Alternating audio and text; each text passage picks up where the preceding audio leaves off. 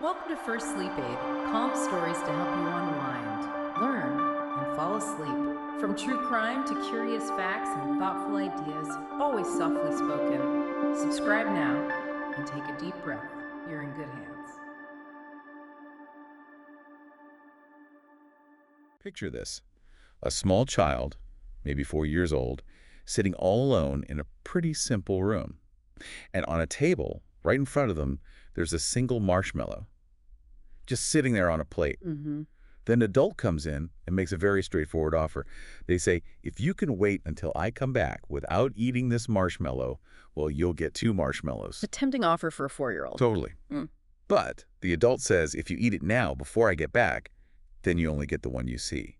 Then the adult leaves, the door closes, and in that quiet room, this seemingly simple experiment gets underway. Yeah, an experiment that ended up making huge waves, didn't it? Across psychology, education, even economics. Absolutely. It became this powerful little symbol, a symbol of willpower, maybe a predictor of future success.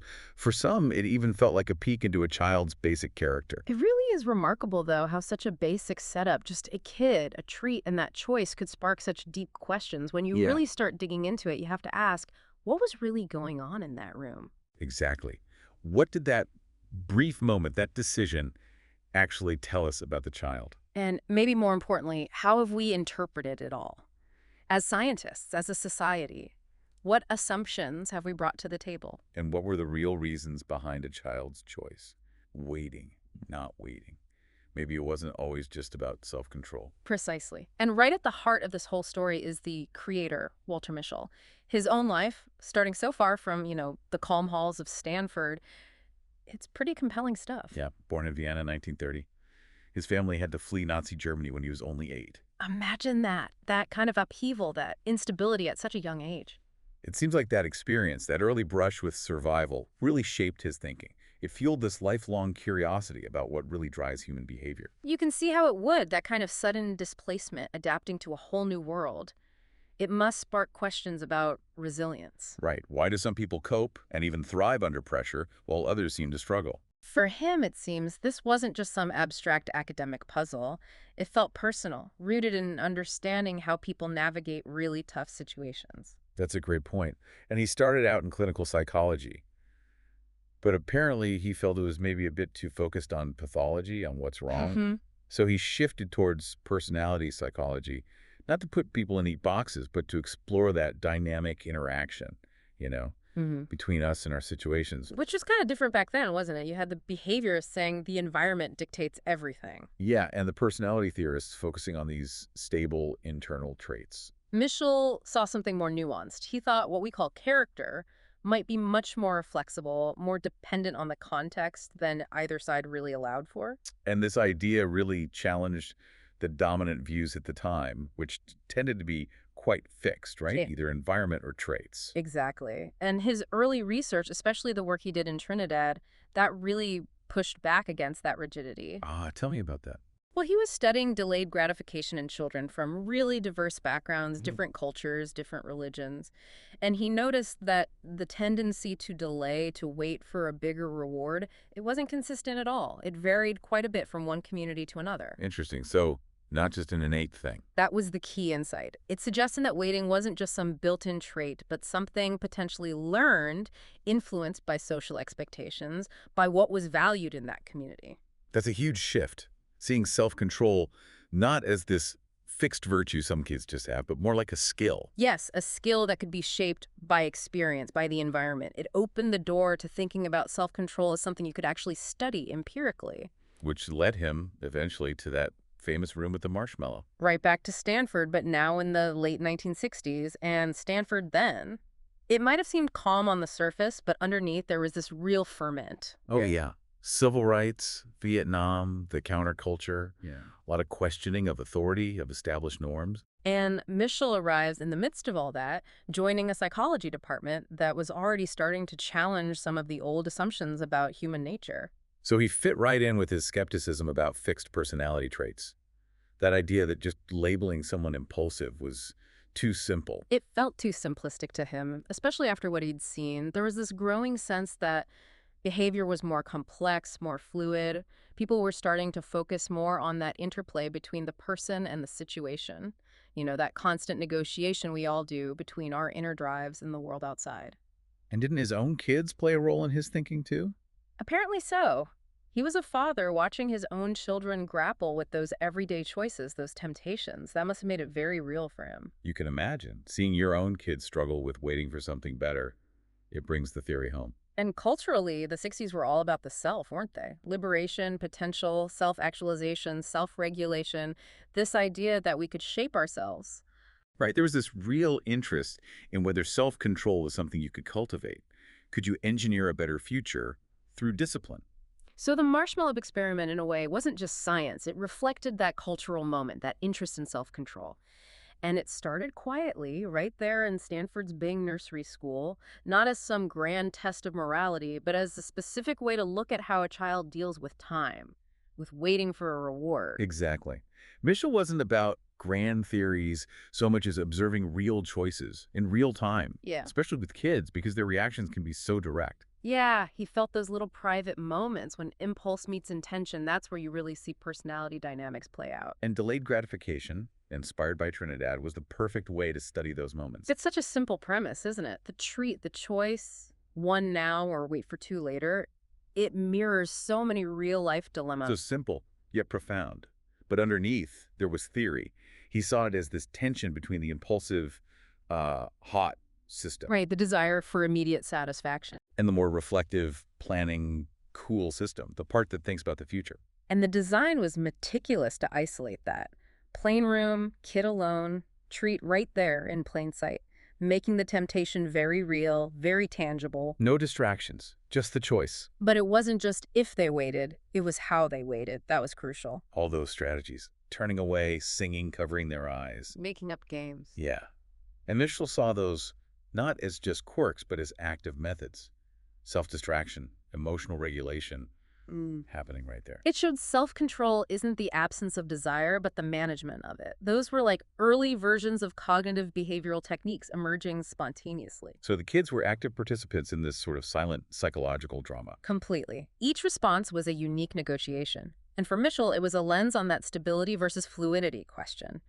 Behavior seemed dynamic, shaped by strategies, by context. It turned that simple room into this like minimalist stage for that fundamental conflict, now versus later. Bing Nursery School. It sounds like the perfect setting, really. Outwardly just a normal preschool, but also this dedicated research facility. Right, a place designed for studying young minds. And ideal for Michelle. You have kids age 3 to 5, old enough to get the instructions, but still pretty unfiltered in their impulses. Cooperative parents, too, mostly Stanford folks, used to the idea of research. And crucially, the kids were kind of used to being observed. Plus, they had the set-up observation rooms, one-way mirrors, hidden cameras. They could collect data without being intrusive. Allowing for that controlled environment. Plain room, no toys, just the table, the chair, the treat, isolating the decision. It created this specific world focused only on that dilemma. But you mentioned this paradoxical intimacy.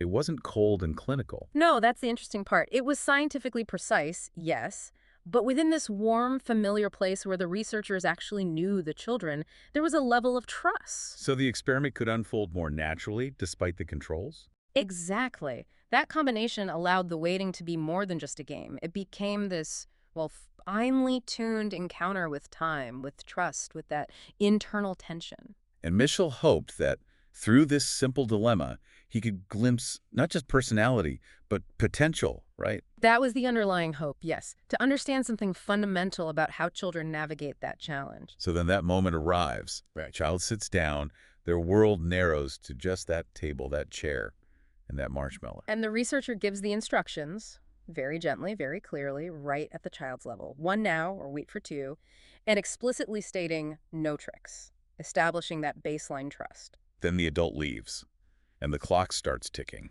Not literally, but that internal clock of strain, of resistance. And time in that room is defined entirely by restraint, isn't it? The treat is right there. Visible, reachable, probably smelling good. A very real temptation, not abstract at all. And the isolation is key. No adults watching, no peers influencing. It's just the child alone with their own urges.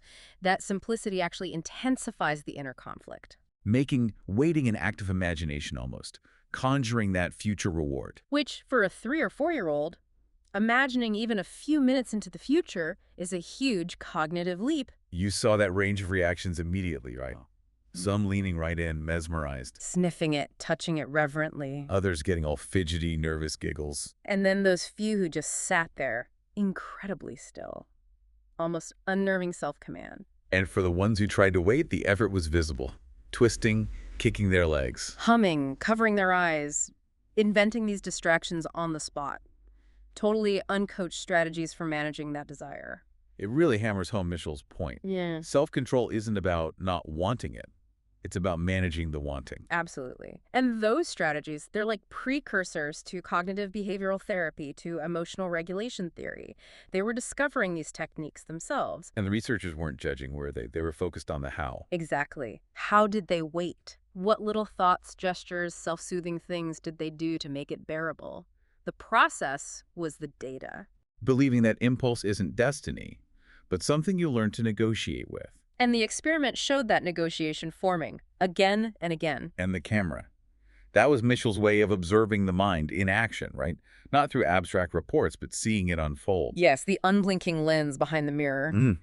Silent, impartial, recording every single fidget, every glance, every hesitant touch. Allowing them to slow it down, analyze frame by frame, turning the room into a stage. Where the child was both the actor and the experiment, it was a way to get inside the child's experience without disrupting it, documenting not just the choice, but how it unfolded. And even tiny things were data, like eye twitches. Micro gestures, yes. Torso pivots, whispered words to themselves. It all became part of the picture. They weren't just timing the wait, they were coding behavior. Categorizing the strategies. Distractors, avoiders. Testers, those who couldn't wait. They saw patterns emerge.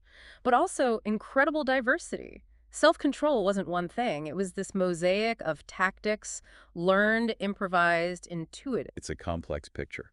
What about the ethics of watching kids in distress, though? That's a crucial point. The researchers were apparently very careful. They'd stop the test if a child got too upset, and participation was always voluntary. But they believed the data was invaluable. A glimpse into how we grapple with the immediate for the sake of the imagined future. Exactly. And those tapes, they became iconic later on, used worldwide in teaching and research. But they started as just these simple windows, witnessing that delicate process of waiting. So how did that self-control actually look in these young kids, often before they could really talk about what they were feeling? It was a language of behavior, wasn't it? The fidgeting, the humming, covering their eyes, turning away, tapping feet. You called it agony wrapped in ingenuity. That feels right. These strategies, not just stoic silence, were the core of Mitchell's insights. The camera caught pure improvisation. Fighting temptation with imagination, with their bodies, their voices. We saw kids pretending the marshmallow was something else entirely, a cloud, a cotton ball, anything to make it less tempting. Cognitive reframing, right there. Or whispering reminders to themselves, wait for two, wait for two. Or just turning their back on it. Avoidance. Simple but effective. And Mitchell saw these not as trivial things, but as early forms of executive function, of emotion regulation. Kids spontaneously inventing ways to wait. And he noticed the successful waiters often did that reframing thing, thinking of it not as food, but maybe a picture, an object, creating cognitive distance. Activating the cool system, abstract thinking, planning over the hot system of pure impulse. But that language of delay wasn't universal, was it? Some kids didn't have those internal resources, or maybe their environment hadn't taught them that waiting pays off. Right. If promises are often broken, grabbing the one now might be the most rational choice based on experience, not a lack of willpower.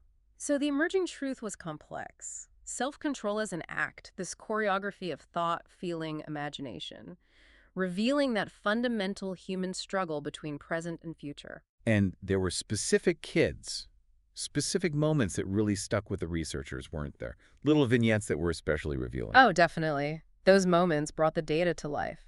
There was the girl who hummed a lullaby, folded her hands, closed her eyes, rocked gently for 15 minutes, never even looked at the marshmallow. Wow. And when she got the second one, her smile wasn't triumphant, it was assured, like she'd made her decision early on and just waited peacefully. That's incredible. And then the opposite. Well, there was the boy who really interacted with it, touching it, licking it slightly, this real dance of ambivalence. Wrestling with it. Exactly. Before finally taking just one bite, eyes widening with what looked like relief, not guilt. A different kind of a negotiation. And the kid who managed to wait by just forgetting. Yes, inventing games, tapping, humming, telling stories, role-playing, completely lost in their own world. Then the experimenter returns, offers the second marshmallow, and the child seems almost surprised, like, oh, right, I forgot about that. It shows waiting wasn't just about willpower, was it? It could be evasion, reframing, sheer imagination. These were like portraits of psychological life in miniature. And it solidified the researchers' understanding that success often came down to strategy. That ability to turn hot stimuli into cool symbols, create that mental distance. And Mischel later connected that reframing ability to adult behavior too: impulse control, stress regulation, sticking with goals, handling conflict. But in the moment, these kids were just trying to wait. Some managed, some didn't. None of them failed, really. They just showed us how complex being human is. And those initial findings that kids who waited tended to have better outcomes later. Higher test scores, lower BMIs, seen as more competent. That spread like wildfire, didn't it? Hugely. Academia celebrated it as proof of self-regulation's power. Educators saw it supporting early interventions focused on character. And in the broader culture, it just clicked. Waiting equals capacity to succeed. One marshmallow now, two later. It became this simple equation. But the real story was always more complicated. Mischel's original goal wasn't to label kids, it was to understand the how and why. He was fascinated by the cognitive scaffolding that allowed resistance, the environmental factors that built trust in the future, that shaped how kids perceived time. But the narrative kind of took on a life of its own, didn't it? In the media, it became this modern parable, a morality play. The waiting child is a cultural myth, predicting destiny. And Mischel had mixed feelings. Glad for the attention, sure, but weary of the misinterpretations. He knew the limits, the sample, the context, and crucially, he believed self-control was teachable. He couldn't have predicted it would become this iconic, referenced everywhere from boardrooms to classrooms. It went from this quiet study of waiting into a cultural mirror. And like any mirror, what you saw reflected back depended as much on who was looking as what was actually there. So years go by. Those kids from Bing Nursery School grow up, go off on their different life paths. And the researchers start wondering, did those early moments matter long term? That was the big longitudinal question.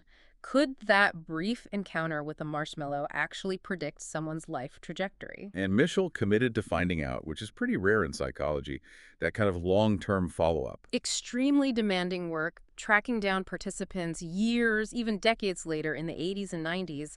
Now they're teenagers, young adults, getting them to do questionnaires, tests, reflect on their lives. And the results, when they came out, were pretty striking. They really were. Those who'd waited longer as preschoolers tended to have higher SAT scores, better academic records overall. Lower rates of substance abuse, healthier weights.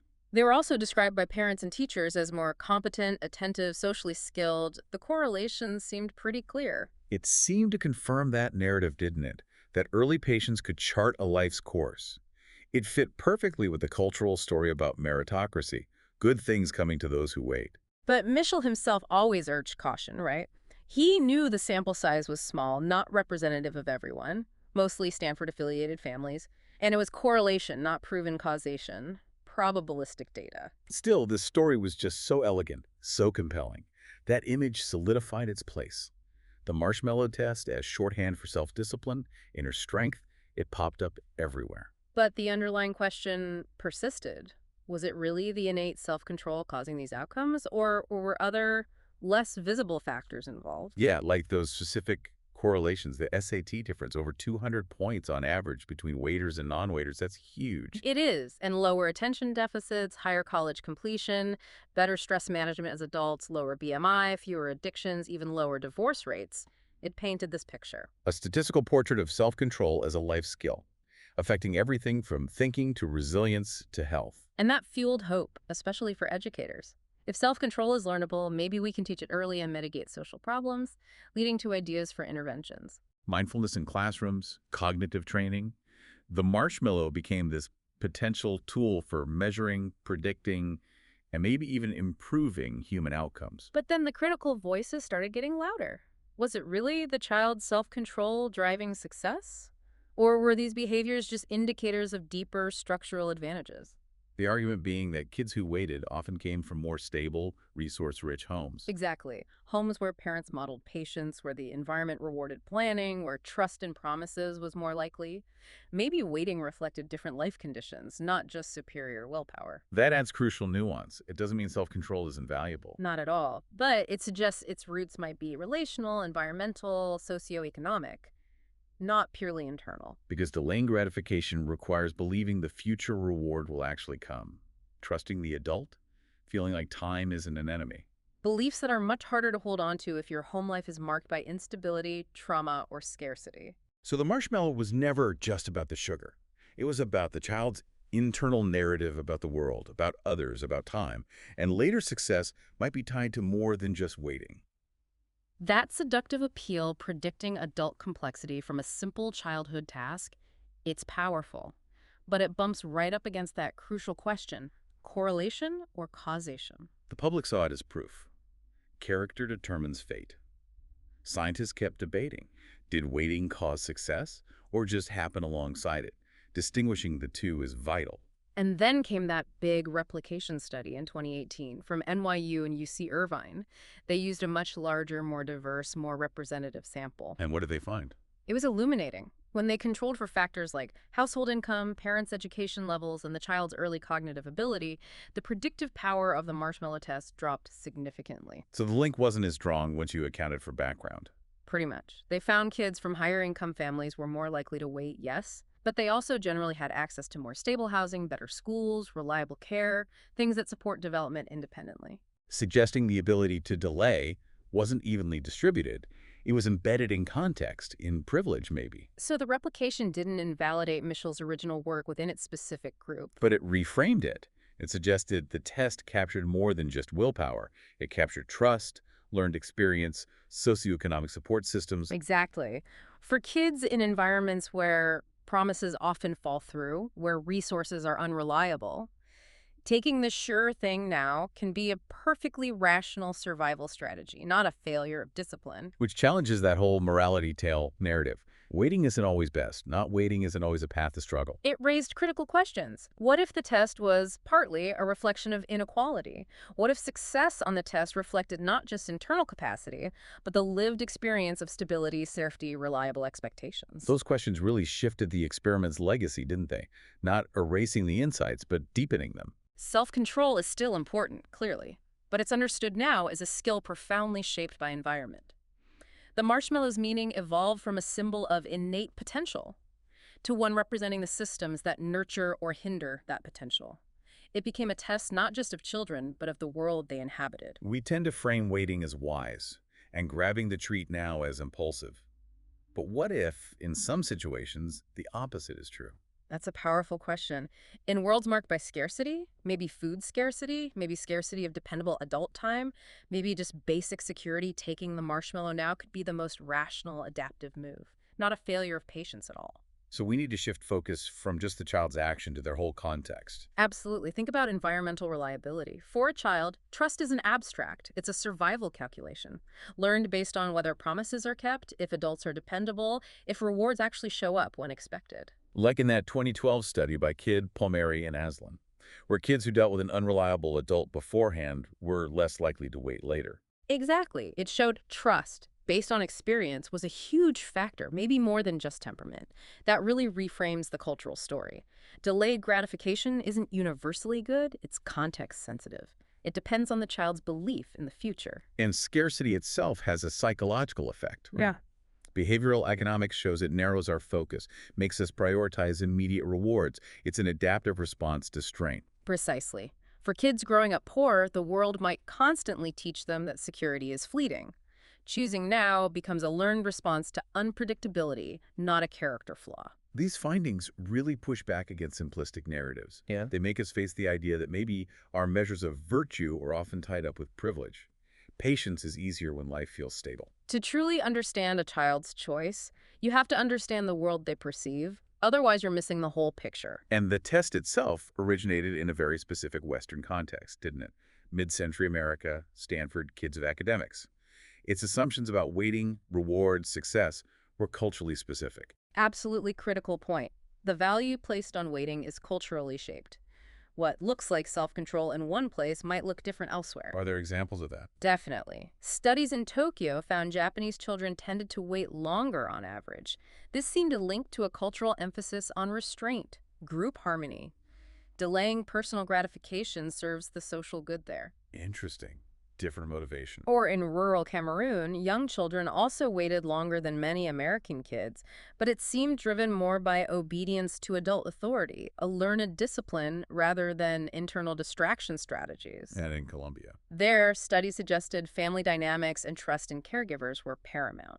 Waiting depended heavily on that interpersonal reliability. So these findings really complicate the idea that waiting is inherently good and not waiting is lacking. It reveals that self-control can manifest as conformity in one culture, maybe naivety or even risk-taking in another. The marshmallow itself isn't neutral, its meaning varies. The promise of two might be huge somewhere, irrelevant, or suspicious elsewhere. It adds such richness, reminding us that behavior isn't just individual. It's shaped by inherited stories, absorbed values, the environments we live in. Studying self-control without culture is like asking a question without knowing the language, and judging a child's choice without knowing their world. You just misunderstand what you're even measuring. Delaying gratification implies belief in the future, right? That waiting works, investment pays off, trust is rewarded. But when does that belief become a luxury? That's the uncomfortable question. The ability to delay often reflects access to stability, resources, consistent care, a childhood where promises are kept, needs met, time feels safe. Waiting is not just possible then, it's rational. Contrast that with kids raised in poverty, instability. Taking what's available now isn't poor judgment. It's protection, it's control in a world offering little of either. And developmental psychology backs this up. Self-regulation is linked to environmental predictability. Reliable homes foster stronger executive function. Volatile conditions lead kids to adapt by prioritizing immediate survival logic, not a deficit.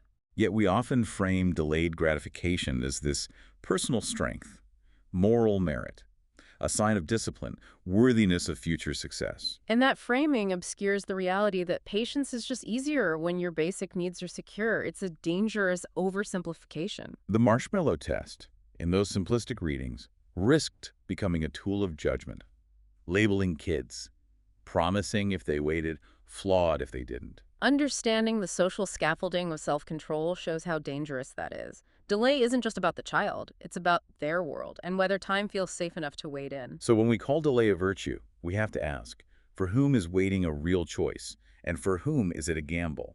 See the marshmallow not just as a measure of will, but a symbol of the systems shaping it. Replication. It's fundamental to science. And psychology had its replication crisis in the 2000s, where famous studies couldn't be reliably reproduced. Real shakeup. And the marshmallow test wasn't immune. No, it came under scrutiny too. Replication started yielding more ambiguous results than the original narrative suggested. Like that 2018 study with a larger, more diverse sample, finding the predictive power shrank when you controlled for socioeconomic factors and early cognitive skills. Exactly. It didn't necessarily invalidate the original findings within their context, but it showed the scope had been overgeneralized, especially by commentators and policymakers. It was more a snapshot of current abilities than a crystal ball for the future. It also raises questions about lab psychology itself, doesn't it? Can a controlled lab setting truly reflect real-world decision-making? That's a core limitation. Lab tests often simplify behavior, stripping away the emotional, cultural, situational nuances that flood our real choices. What happens in the lab doesn't always translate. A kid might wait under observation, but struggle elsewhere, or vice versa. Precisely. Lab psychology struggles to capture the context-bound, unstable, narrative-driven nature of human behavior. The marshmallow test, elegant as it was, only caught a fragment of a much bigger story. So, while it's still valuable as a metaphor, maybe a starting point, it's also a reminder of the need for humility in trying to quantify character. A lot gets lost between the lab and life. And subsequent research wasn't just about replicating or disproving. It was about adding depth, asking why and how kids wait, how strategies develop, how it all connects to their minds, relationships, environments. Exploring things like parental behavior. Finding kids waited more if parents were reliable. Yes, suggesting the test might partly measure internalized reliability, trust in the environment. Or looking at the cognitive nuts and bolts, working memory, language skills, attention control. Right, finding things like better verbal fluency allowed for more elaborate distraction strategies. It framed delay as a cognitive performance, not just a moral act. And crucially, research showed self-control is trainable, didn't it? Hmm. Interventions teaching kids to cool down temptations, shift perspective, they actually improved regulation. That was a huge insight. It fueled the whole movement of self-regulation as curriculum, bringing mindfulness, cognitive reframing, emotional coaching into early education, aiming beyond test scores for broader development resilience, focus, executive function. So these new stories about self-control are more flexible, more hopeful, moving away from determinism towards growth. Exactly. The child who couldn't wait wasn't doomed. Maybe they just needed different support, different strategies taught explicitly. The marshmallow test evolved from a verdict to a question about plasticity, environment, the possibility of change. Researchers kept revisiting it, but with new eyes, seeing it not as a symbol of fate, but this conversation between present and future, need and trust, potential and context. Beyond academia, the marshmallow test really became a myth, didn't it? This simple, evocative image. Child, treat, choice, instantly understandable, widely applicable. But myths simplify, sometimes dangerously so. The marshmallow myth risked obscuring more than it revealed. It started as a modest inquiry, but got loaded with expectations as it spread. Used to categorize kids, speculate on futures, sometimes reinforcing existing hierarchies. You saw it influencing hiring based on grit, shaping school discipline, reinforcing the personal choice narrative in politics, potentially overlooking structural barriers. Critics argued the real danger wasn't the test, but the simplistic story built around it. And Walter Mischel himself spent years trying to correct those distortions, didn't he? Emphasizing it was a teachable skill, not fixed fate. Stressing environment, saying waiting wasn't always best. Yet the myth persists. Why do you think that is? Maybe because it offers a comforting illusion of control, predictable outcomes from one childhood choice, a world where effort alone dictates destiny, where patience always pays off. It feels neat. But real life is messier. Some who waited struggled later. Some who didn't eat it thrived. Influenced by countless unmeasured experiences, the myth is incomplete. To truly understand it, you have to go back to that child. Alone in the room, weighing a promise, imagining a future, making a choice not to prove anything, but simply to be understood in that moment. What a journey. From that simple room with a child and a treat to this huge cultural symbol sparking debate across so many fields. It really forced us to evolve our understanding, didn't it? Moving beyond simple interpretations to see the complexity. Yeah, realizing patience isn't just willpower, it's tied to trust, to environmental reliability. And self-control isn't fixed, it's a dynamic skill shaped by life. We learned the experiment doesn't predict a child's entire future like a crystal ball. It shows us how they navigate that tension between now and later and what that process reflects about their world, their relationships. Which leaves us with a final thought, maybe. Perhaps the real legacy isn't the prediction or the fame. Perhaps it's how the marshmallow test keeps prompting us to consider all the factors, internal and external, that shape a child's ability to manage that fundamental human challenge, balancing immediate desires against future possibilities. It pushes us to look deeper, beyond the simple choice, into the context that gives it meaning.